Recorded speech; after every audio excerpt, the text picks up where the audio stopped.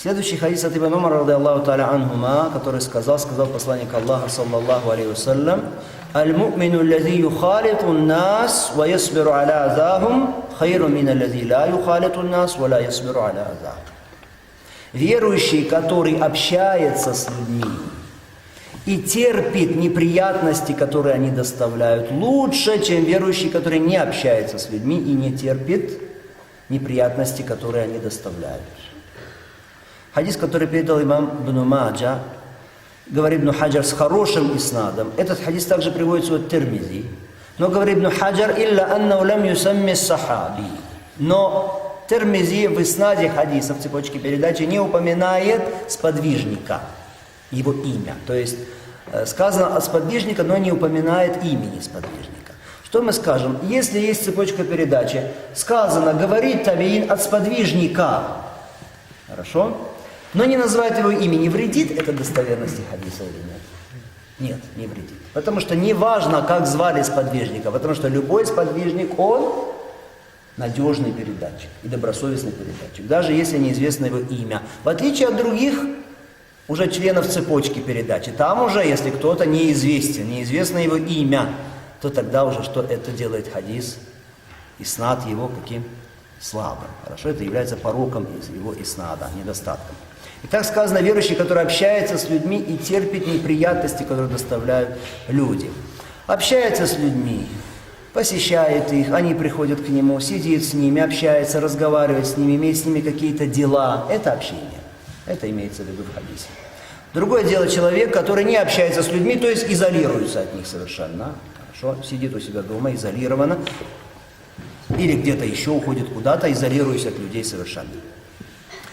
Итак, тот, кто общается с людьми, сказано, и терпит их аза, то есть какие-то неприятности, которые они доставляют. Если ты общаешься с людьми, если ты имеешь контакт с людьми, знай, что обязательно какие-то неприятности будут постигать тебя со стороны людей. Какие-то неприятные слова, или какие-то неприятные поступки с их стороны. Или, может быть, кто-то тебя как-то попытается унизить. И так далее. Обязательно.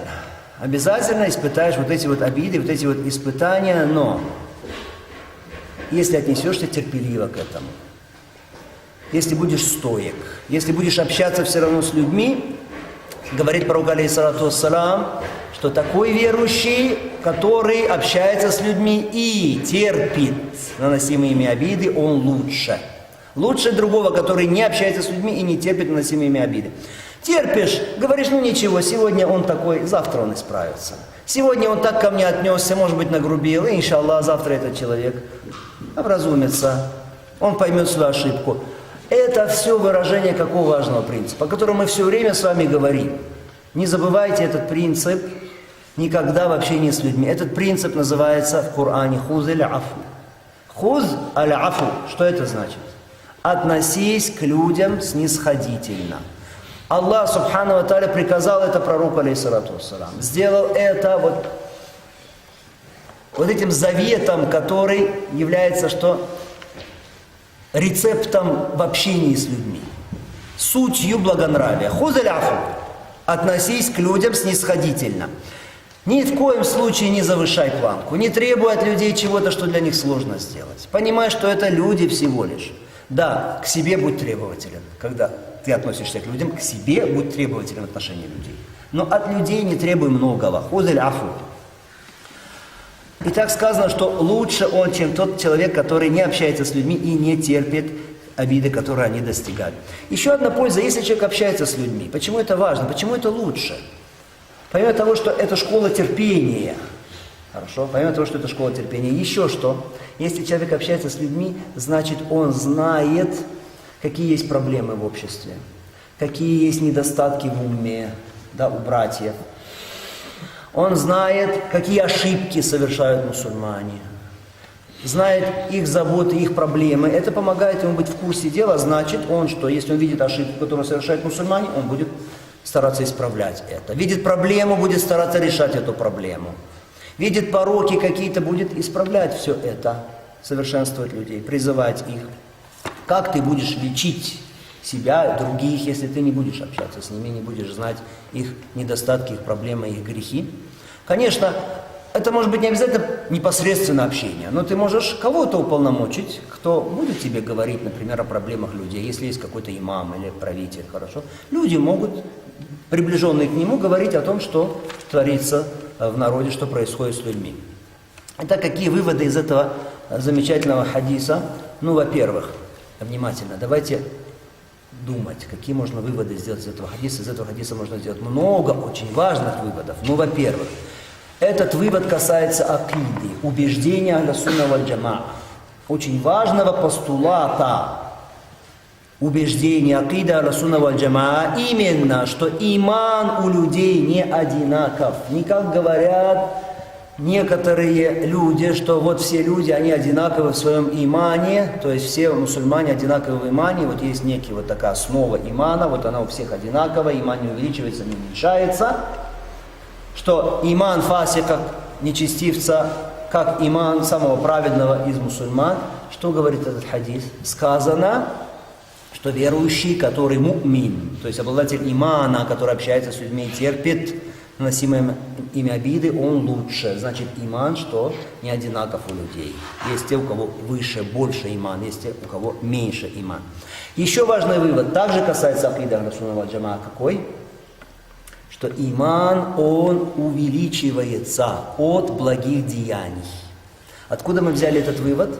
Сказано, что человек лучше, если он становится лучше, если он общается с людьми, терпит, проявляет сабр в отношении наносимых ими обид и неприятностей. Раз он становится лучше, значит иман что? Увеличивается. Иман способен увеличиваться, уменьшаться. Иман увеличивается, вера увеличивается от чего? От благих поступков и наоборот уменьшается от скверных поступков. Следующее из этого хадиса, что общение с людьми это лучше, чем изолироваться от них и находиться где-то вот так в отшельничестве и не общаясь с ними. Общение с людьми лучше, чем не общение, чем избегание людей. Если кто-то спросит, как для меня лучше? Сидеть у себя дома, изолироваться от людей, не общаться с ними, не выходить из дома и не ходить в мечеть, и не разговаривать с людьми, не иметь с ними никаких связей. Это лучше или все-таки лучше для меня общаться с людьми? Что мы скажем? Этот хадис, его очевидный смысл указывает на то, что общаться с людьми это лучше, что это выше. Общаться с ними и терпеть, проявлять сабр в этом общении это лучше. Но, братья, здесь есть некое уточнение, которое важно очень. Не всегда общение с людьми лучше, чем избегание людей. Не всегда. Если общение с людьми ведет человека к греху, ведет его к совершению харама, например, общение с людьми, которые занимаются винопитием, или занимаются прелюбодеянием, или люди, которые сидят и играют в кумар. Кумар это что? Кумар? Мейсер, то есть азартные игры. Или которые курят, или еще занимаются чем-то плохим. Что в данном случае мы скажем? Лучше общение с такими людьми или лучше избегание таких людей? И изолироваться от них? А? Лучше, конечно, изолироваться, не общаться с такими людьми. Почему? Потому что их грех распространится на тебя. Более того, не общаться с такими людьми, это не просто желательно, это обязательно. Не общаться с людьми греха. Потому что если ты останешься с ними, значит ты останешься с грехом. А оставаться с мункером, оставаться среди греха и порицаемого, это что? Это грех, это запрещено. Поэтому что мы скажем? В общем, в основе своей общение с людьми и терпение в отношении людей, это лучше, чем что? Чем изолироваться от людей и оставить общение с ними. Это лучше. Хорошо? Но если это общение ведет к греху, то тогда мы сказали, что бывает нужным и обязательным, что изолироваться. Значит, нельзя сказать вот так вот в общем, в абсолютном порядке, что общение лучше, чем не общение. Но мы говорим, в основе своей общение лучше, но вот с учетом тех подробностей, о которых мы сказали. Еще что хочу сказать. Общение с людьми, братья, оно должно быть в благом.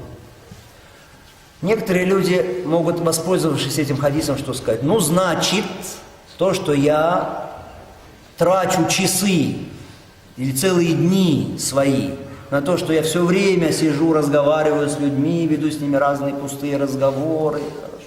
или занимаюсь какими-то развлечениями с ними, или провожу все время свое время в том, что я сижу, ем с людьми и так далее, значит, я делаю правильно, это лучше, мы скажем нет.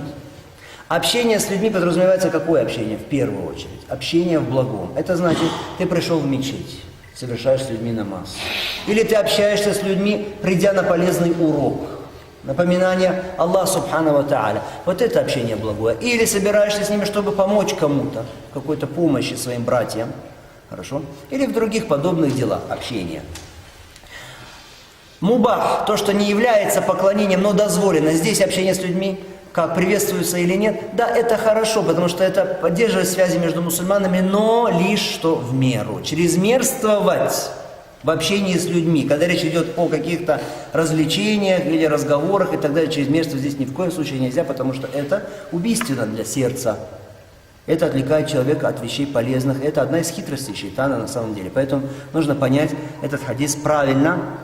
Пророк, алейхиссалату вассалам, побуждает в этом хадисе к общению с людьми. Мы сказали, одна из польз общения с людьми, что человек, он становится в курсе того, что происходит с людьми, их проблемы, их пороки, их недостатки. Это помогает ему участвовать в решении этих проблем и исправлении этих недостатков.